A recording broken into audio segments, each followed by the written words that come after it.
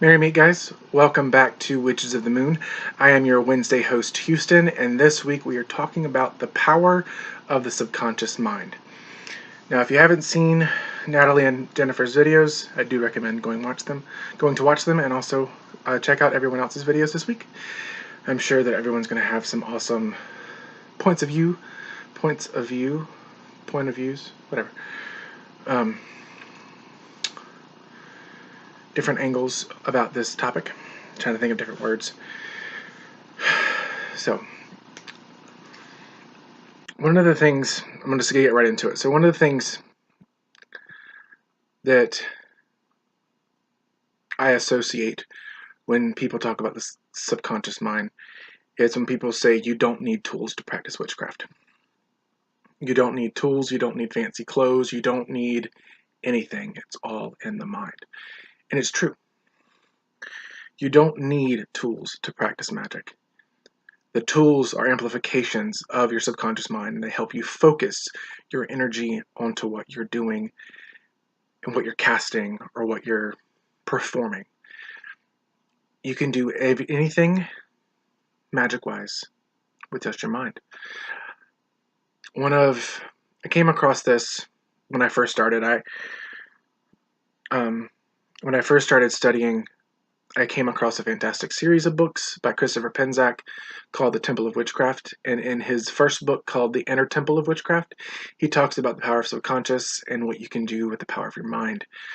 One of my favorite exercises in that book, and I loved using it, is building your inner temple, your inner sacred space, your inner sanctum sanctorum,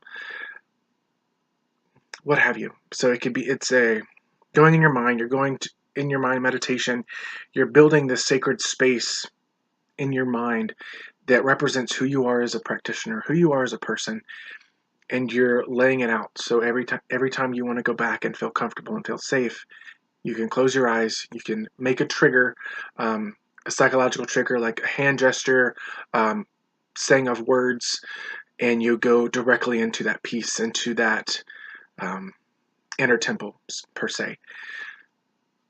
For me, when I was learning this, I was in college, and I lived in technically what the Art Institute calls dorms, but they were 2-bedroom apartments, and I shared a bedroom with another student.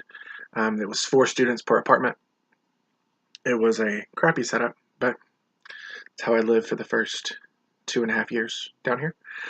And I was studying this, and it helped me out a lot because I wasn't able to have all my stuff out, to have any tools, to have, anything precious out because of fear of someone taking it or someone messing with it, or back then fear of being judged by others. So for me, learning to work with the power of my mind, to work magic, to create charms, to empower myself, to change probabilities of situations, it really helped. So the book I was talking about is The Inner Temple of Witchcraft by Christopher Penczak. I do believe there's 6 in the series, or 5. It's the inner, the outer, the shamanic temple, the higher temple, and I think the temple of the living goddess. I think there's two versions of that, so 5, I believe. Sorry, got a little wound up. But like I was saying, you can do anything with just your mind. One of my favorite things, and one of the things I do all the time, is when I wind down for the night. I usually do send out healing energies to my family, who I know who are in need, or friends who put out prayer requests for the day, whether they put it on their Facebook or they sent something to me like they're going through a hard time. I usually send energy or Reiki or any kind of healing modality that I feel like practicing for the night. I usually work with that and send that to them through sheer focus and visualization, and visualizing them in my mind's eye and seeing the energy surround them and feeling it channel through me and go to them. So I kind of got derailed for a second. What was that I was going to talk about?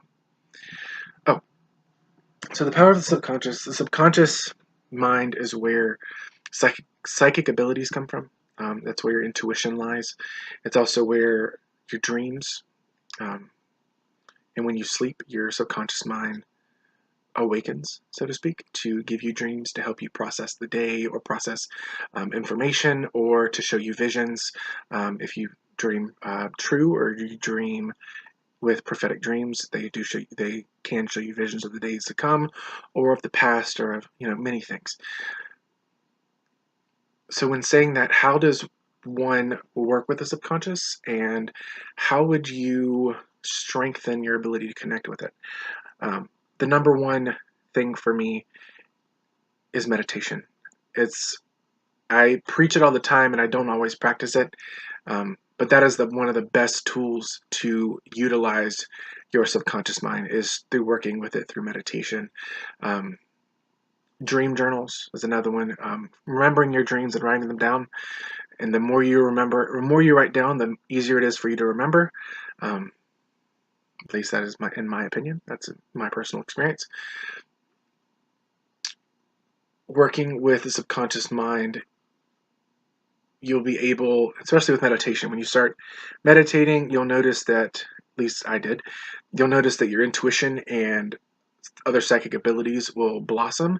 You may have had these all your life and possibly repressed them. Possibility. I mean, you may have had them all your life and you use them, but meditation will help heighten them and help you gain a better control over them so they're not overtaking your life or overtaking, well, yeah. I remember when I first learned about empathy, being an empath, and not knowing how to shield or ground, it really devastated me for a while until my friend who was practicing, actually my sister, she's my best friend, we're not related by blood. She taught me how to ground and center and shield myself in it, and from then on, that helped me. She taught me how to go into a meditative state, and I've kind of learned from there.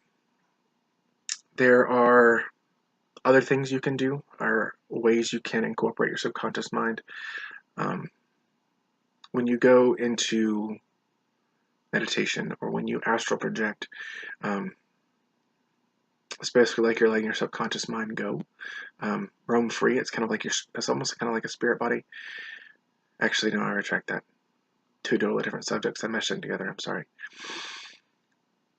So something else you could do with your subconscious mind, or work with your subconscious mind, is an idea out of a book called Instant Magic by Christopher Penzekian.